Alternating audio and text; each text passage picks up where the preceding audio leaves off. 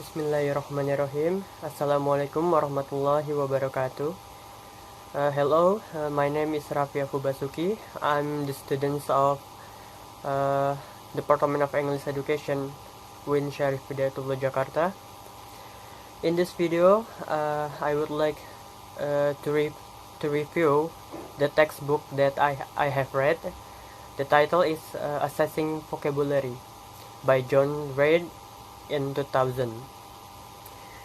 In this book is consists of 279 pages and 8 chapters, which every chapters have their own focus in vocabulary.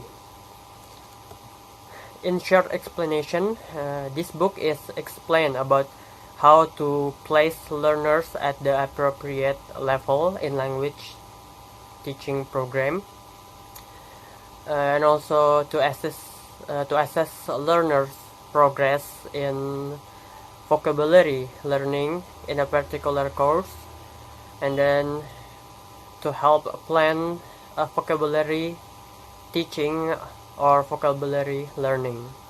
And also, of course, this book is explained about how to evaluate the learners about word knowledge.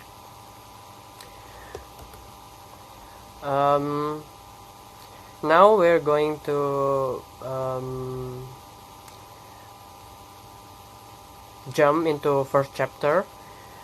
In the first chapter, we have the subtitle. It's the place of vocabulary in language assessment. In this chapter, it's discussed the 3 dimensions of vocabulary assessment. There are also 2 contrasting perspectives on the role of vocabulary in language assessment. One point of view is perfectly sensible to write tests that measure whether learners know the meaning and usage of set of words taken as semantic units. And now we're going to the second chapter. Chapter 2, the nature of vocabulary. In this chapter, takes up the question of what we mean by vocabulary. I think this chapter will discuss more of word and lexical as it's discuss the nature of vocabulary. While in chapter 3, research on vocabulary acquisition and use, this chapter reviews the main lines of inquiry by researchers on second language vocabulary acquisition, and I think it will discuss how is the research itself, the experiment, and also the result of the research. In the chapter 4, research on vocabulary assessment. In this chapter, the author considers research in language testing that either has involved the investigation of vocabulary tests or has a bearing on vocabulary assessment. I think it will discuss how is the research itself and the experiment, and also the result of the research. Now we're going to chapter 5.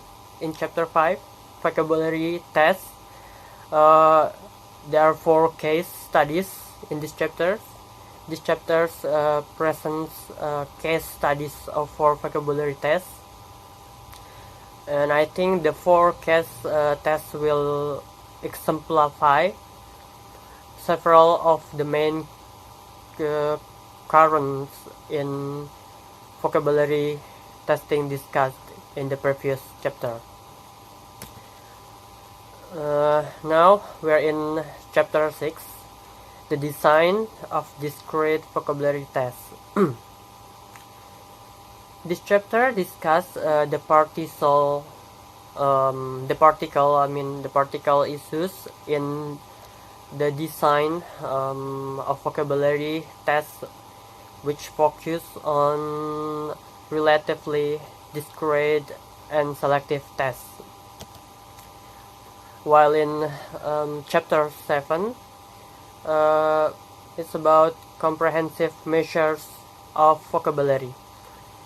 In this chapter, it's more discussed about comprehensive measures of vocabulary which can be used in task-based language testing, particularly for embedded assessment. And in the last chapter,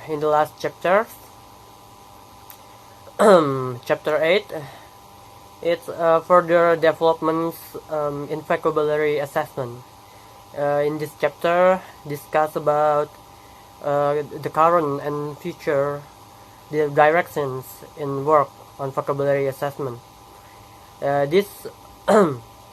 This includes a discussion of ways in which computer-based corpus research can contribute to the development of vocabulary measures. And I really recommend this book for language teachers and learners, both of them need to measure what words know and what they know about words. And I think this book can really helpful for them, because in this book they can get information that they really need as vocabulary language teachers and also learners. If I could rate the book, then this book would be 8 out of 10, because this book has very good and simple explanation, both for language teachers or learners. Easy to understand because it uses comparison with other language, which still relevant with target language. And this books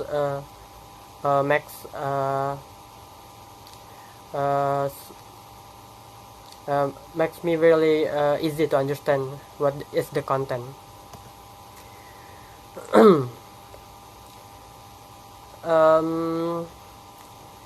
I like this book when it's explains some courses by comparing or relating to mother tongue of another country, like French, for example. And my disappointment is because there is no bahasa in this book to compare to target language, which make my own couldn't relate as language learners. Okay, thank you. I think that's all from me. Thank you for your attention. I hope this information could bring benefits for all of us. Thanks for watching. Wassalamualaikum warahmatullahi wabarakatuh.